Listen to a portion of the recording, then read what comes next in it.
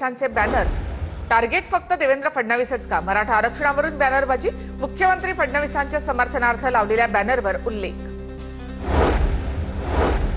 कुरडू गावामधील मुरुम उपसा प्रकरणामधील ग्रामस्थ आणि प्रशासनाचा वाद मिटला। प्रशासनाच्या विरोधामध्ये सोमवारी काढला जाणारा मोर्चा कुरडू ग्रामस्थांनी रद्द केलाय। शरद पवार यांच्या राष्ट्रवादीचे उद्यापासून अधिवेशन। शरद पवारांच्या प्रमुख उपस्थितीमध्ये राज्य, राष्ट्रीय, आंतरराष्ट्रीय विषयावर चर्चा होणार। प्रदेश अध्यक्ष शशिकांत शिंदे यांची माहिती। पश्चिम महाराष्ट्रासाठी ठाकरेंच्या शिवसेनेचं सावध पाऊल। महाविकास आघाडी की मनसे, स्थानिक पातळीवर निर्णय घ्या।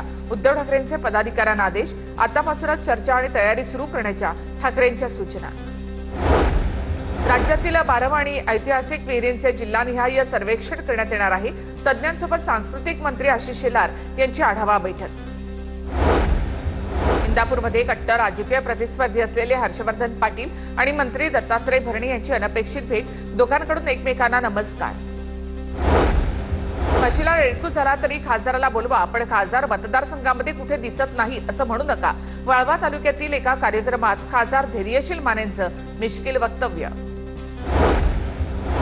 देशमुख पाटील आडनाव असतं तर कधीच आमदार झालो नसतो। फडणवीस आडनाव होतं आणि म्हणून आमदार झालो। सांगलीमधील एका कार्यक्रमात सदाभाऊ खोत यांचं वक्तव्य।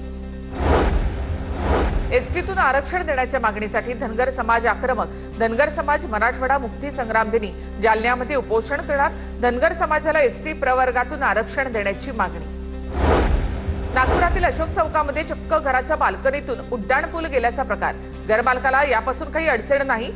NHAI कडून हे घर हटवण्याची मागणी। कल्याणशेळी मार्गावरील पलावा पूल अवघ्या 2 महिन्यातच खड्डेमय। 72 कोटी खर्च करून 4 जुलै रोजी शिंदेच्या शिवसेनेचे आमदार राजेश मोरेंच्या हस्ते उद्घाटन। पुलाच्या कामाच्या ठेकेदारासह संबंधित अधिकाऱ्यांवर कारवाई करण्याची मागणी। पुण्यातील खडकवासला धरणातून 1668 क्युसेक्सना विसर्ग। घाट माथ्यावर मुसळधार पाऊस सुरू असल्यामुळे धरणाच्या पाणीसाठ्यामध्ये वाढ। सोलापूरमध्ये आज जोरदार पाऊस। शहरातील साखरपेठ परिसरामधील पेट्रोल पंपामध्ये पाणी शिरलं। गेल्या 3 दिवसांपासून सोलापुरात जोरदार पाऊस सुरू आहे। चंद्रपुरातील पावसामुळे एसटी बस बोगद्यामधील पाण्यामध्ये अडकली।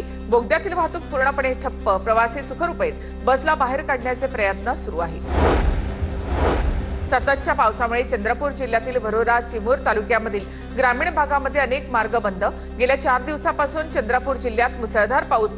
चारगाव धरण ओव्हरफ्लो तर निमढेला तलाव ओसंडून वाहतोय।